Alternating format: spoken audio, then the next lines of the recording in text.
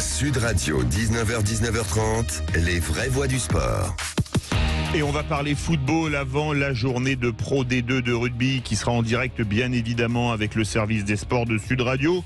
Et on va donc parler football avec la Ligue des Champions qui est revenue cette semaine et qui va revenir pour la deuxième journée. La semaine dernière avec nous, Clément Pernia, journaliste foot, auteur de La République du foot, pas le même parti mais la même passion, publié chez Amphora. Salut Clément. Bonsoir Philippe, bonsoir à tous. Et Gaël Biro, chef du service des sports du journal La Marseillaise. Bonsoir Gaël. Bonsoir Philippe et bonsoir à tous. Allez, on va commencer avec Clément et Gaël. Vous réagissez tous les deux. Avant de parler plus en détail des deux clubs français qui étaient en Ligue des Champions, très bon départ quand même des clubs français en Coupe d'Europe avec 4 victoires, un nul et une défaite, Clément. Il faut s'en réjouir, c'est pas tous les jours. Parce que je coupe, en Europa League, il y avait quand même des équipes pas mal, comme l'Olympiakos ou l'Étoile Rouge de Belgrade, qui ont été battues par Nantes et à Nantes et à Belgrade par Monaco. Exactement, non, on a beaucoup critiqué le football français ces dernières années pour ses résultats en Coupe d'Europe. Là, il faut s'en réjouir. On va aussi parler de Marseille, je pense, qui a perdu, mais qui a plutôt montré un beau visage. Donc même dans la défaite, c'est plutôt encourageant. Et c'était la première journée, mais on espère que ça va continuer. Il y avait aussi un vrai engouement, je pense notamment à Nantes, où on voit qu'au-delà du résultat, il y avait une vraie communion, un plaisir de retrouver la Coupe d'Europe. Et c'est aussi important de d'écrire des histoires, de procurer des émotions à ses supporters. C'est pour cela que les clubs luttent toute la saison pour se qualifier en Coupe d'Europe. Et c'est pour vivre ces moments. Et du coup, on peut que se réjouir de ce qui s'est passé cette semaine. Gaël, tu es d'accord avec Clément qu'on peut se réjouir pour le football français et pour l'indice UEFA dont on pleure souvent la faiblesse pour la France qui est à la limite de la 5e et de la 6e place? Oui, je dirais pas mieux que Clément. Alors évidemment, la défaite, elle concerne l'Olympique de Marseille, donc elle nous concerne nous à Marseille. C'est dommage, on va y revenir. Mais c'était le match le plus difficile de tous les clubs français. Oui, c'était le match le plus difficile, à Londres. Oui, après, mais comme tu l'as dit, Nantes, il fallait quand même recevoir Olympiakos et en effet, le déplacement je crois que c'était Monaco qui était à l'Étoile Rouge de Belgrade aussi, il fallait se le faire. Mais de manière plus générale, moi, je suis très très content que les clubs français jouent les Coupes d'Europe et hors Ligue des Champions. Mais c'est C3 et cette nouvelle C4 qui n'intéressait pas encore les clubs français jusqu'à il y a 3 ou 4 ans. Maintenant, les clubs français la jouent. Alors oui, c'est bien pour l'indice UEFA et surtout, comme le disait Clément, c'était dingue en fait que les clubs se battent pour être européens pour ne finalement pas jouer les Coupes d'Europe la saison d'après. Donc alors on sait que sur d'autres radios il y a des défenseurs en tout cas des anti-Coupe d'Europe ou des gens qui pensent que jouer tous les 3 jours c'est pénible. Moi je me réjouis de ce début plutôt en fanfare des clubs français, y compris en C4 dans des toutes petites Coupes d'Europe. Alors tous les deux, vous êtes l'un pour le PSG, l'autre pour l'OM, c'est pas un miracle, mais on va vous faire réagir sur les deux clubs. On va commencer par celui qui a joué le premier, Paris. Et je vais vous faire réagir sur Paris et Marseille. Est-ce que quelque part, on n'a pas eu dans les deux cas une très belle première mi-temps et une deuxième mi-temps nettement moins sexy? Tiens, on va commencer avec toi, Gaël. Bon, ça bascule quand même avec le carton rouge de Mbemba d'entrée de jeu, parce que l'OM avait fait une bonne première période à Tottenham. Oui. Alors d'accord, on peut dire en effet que le scénario des matchs se ressemble parce que Paris fait une grosse demi-heure terrible, même une très bonne première mi-temps. L'OM aussi. Là où en effet où ça change, c'est que l'OM prend un carton rouge et perd son défenseur, Chancel Mbemba, qui est au demeurant très bon depuis le début de saison, dès le retour des vestiaires. Donc ça a quand même beaucoup joué sur les Marseillais. On a vu qu'au fur et à mesure, ça a été de plus en plus flottant, que les vagues de Tottenham ont fini par s'abattre sur Pau Lopez.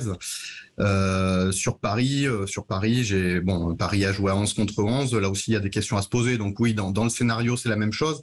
Après, il y a quand même une grosse nuance, c'est que Marseille a fini à 10 contre 11 et à ce niveau-là, ça ne pardonne pas. T'es d'accord avec ça, Clément, que Paris et Marseille ont au moins un point commun, c'est d'avoir fait une très bonne première mi-temps et une deuxième mi-temps qui pose question, même si à la fin, le flacon et l'ivresse sont pas les mêmes, puisque Paris a quand même gagné et que Marseille a perdu. Ouais, bah effectivement, il y a eu 2 matchs dans les matchs, on va dire. Bon, effectivement, l'OM pâtit de son carton rouge. Moi, je pense qu'il y a quand même une grande différence dans les 2 matchs. C'est l'expérience en Coupe d'Europe, ça s'est vu. Quand Paris a été chahuté par la Juve en deuxième mi-temps, ça a tenu bon parce que voilà, il y avait des joueurs de caractère, des joueurs qui ont cette expérience. Et Marseille, bien qu'ils aient fait plutôt un bon match, on sentait que à White Hart Lane, à Tottenham, dans ce stade, à 10 contre 11, quand le moment devient chaud en deuxième mi-temps, peut-être que l'équipe était encore un peu verte pour gérer ce genre d'émotions et ce genre de situation. Donc voilà, après, attention, autant la victoire la défaite de Marseille est plutôt encourageante dans le visage montré, autant Paris, bien que ce soit une première journée, il y a quand même eu quelques signes un peu inquiétants et ils seront vite attendus à Lisbonne et au match retour pour voir si ces signaux inquiétants vont se confirmer ou non. Les vraies voix du sport en compagnie de Clément Pernia et Gaël Biro ont fait une petite pause, très courte pause, et on revient pour parler de la Coupe d'Europe, ce qui s'est joué mais ce qui arrive parce que on y retourne mardi et mercredi prochain avec en plus un sacré match pour l'OM du côté de la Canebière, enfin du stade Vélodrome qui s'appelle plus comme ça, du boulevard Michelet. Allez, on se retrouve tout de suite sur Sud Radio. La voix du sport spécial foot avant, la Pro D2 de rugby et le service des sports de Sud Radio. Avec nous Clément Pernia, journaliste sportif, auteur de La République du foot, pas le même parti mais la même passion, publié chez Amphora, et Gaël Biro, chef du service des sports du journal La Marseillaise. Ça revient à partir de mardi, la Ligue des Champions, et l'OM jouera avant le PSG cette semaine.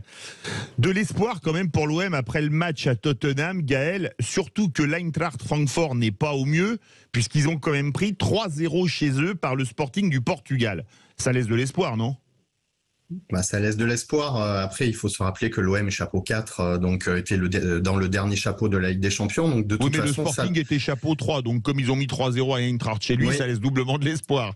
Oui, bien sûr. C'est vrai qu'en voyant le résultat de l'Eintracht en ce milieu de semaine, il peut y avoir des motifs d'espoir. Après, voilà, il va falloir quand même enchaîner tous les 3 jours. C'est compliqué, et puis il va falloir, évidemment, on compte beaucoup sur l'ambiance du Vélodrome. Je crois qu'il y a déjà 58 000 à 59 000 places qui sont d'ores et déjà vendues. Donc ce sera guichet fermé. Ça devrait être à guichet fermé, d'autant plus que pour des raisons de sécurité, il devrait le fermer un peu avant, puisqu'il va y avoir une autre problématique dans ce match, c'est la venue des supporters allemands, qui est problématique surtout après ce qui s'est passé hier à Nice. Voilà. Donc ça discute beaucoup du côté du club et de la préfecture ce soir ou demain, justement pour organiser ce match qu'on espère festif, comme OM Galatasaray l'an dernier quand l'OM avait joué son premier match en Ligue Europa, voilà, en espérant qu'il n'y ait pas trop de friture en dehors. C'est sûr et certain. Clément, ce match, l'Eintracht, c'est quand même jouable. La preuve, le Sporting l'a démontré. Hein. Bon, je partage moins la prudence de mon collègue. Je pense que l'OM... Gaël Biro. Voilà, Gaël, l'OM doit être beaucoup plus ambitieux que ça. C'est la poule de l'espoir, c'est la poule inespérée pour Marseille, surtout vu le début de saison de l'OM et ce qu'il propose. L'OM doit viser la qualif dans cette poule. Ce serait un échec de pas sortir de cette poule.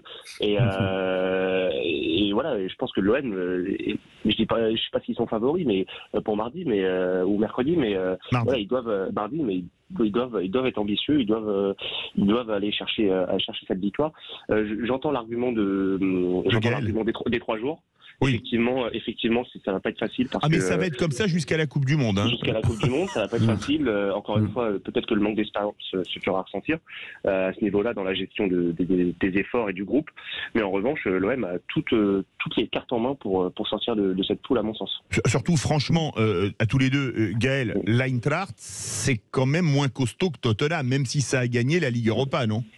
Oui, voilà, c'est ce que j'allais rappeler. Ça a quand même gagné la Ligue Europa. Évidemment, ensuite, on est sur une équipe théoriquement plus faible.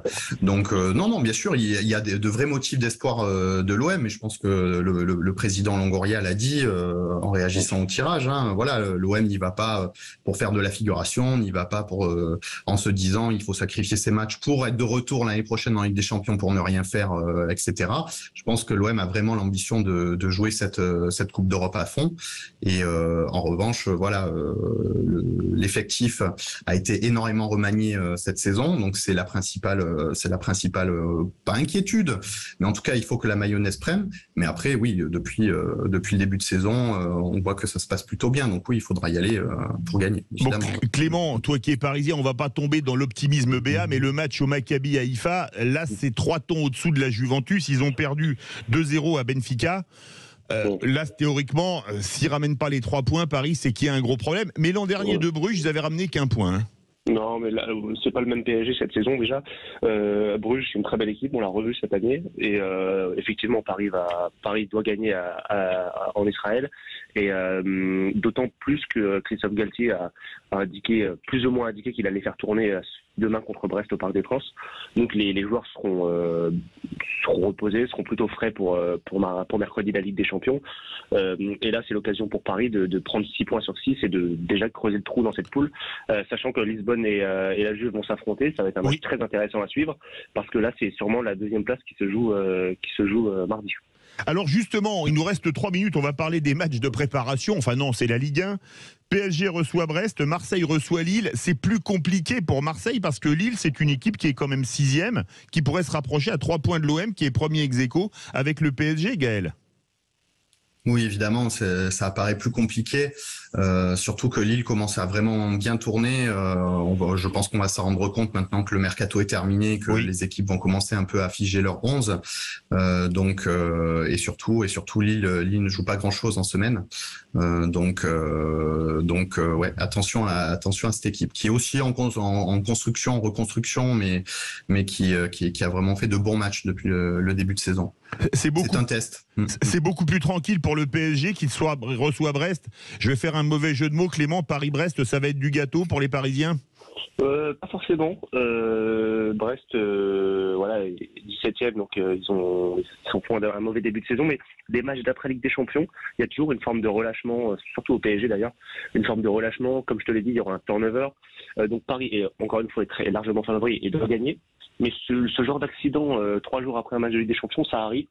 Et il faudra être vraiment sérieux et au niveau demain pour aller chercher la victoire. Mais c'est l'ambition du PSG.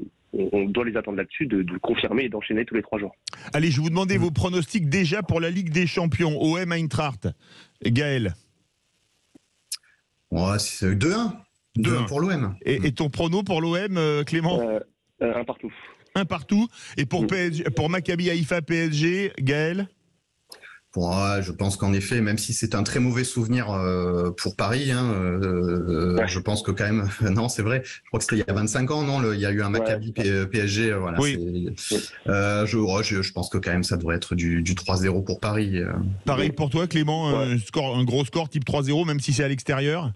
3-0 aussi. Et je tiens à dire que j'étais plutôt bon la semaine dernière en pronostic, parce que j'avais pronostiqué 2-0 et 2-0, et j'en ai eu 1 sur 2.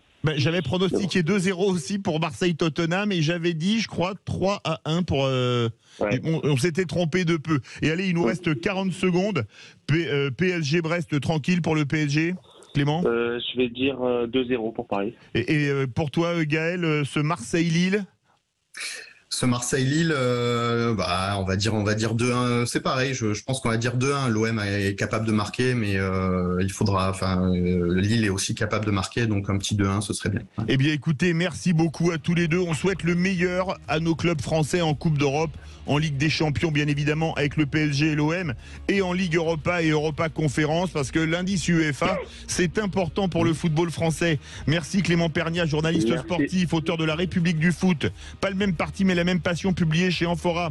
Merci Gaël Biro, chef du service des sports du journal La Marseillaise. Merci. Tout de suite, on retrouve l'équipe des sports pour la Pro D2.